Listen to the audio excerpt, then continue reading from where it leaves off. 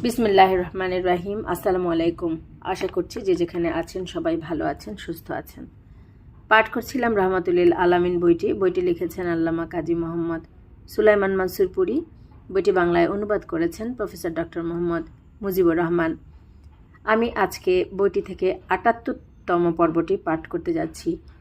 এই বইটিতে কোরআন মাজিদ সম্পর্কে যা লেখা আছে আমি ঠিক ওইভাবেই আপনাদেরকে পাঠ করে শোনাব।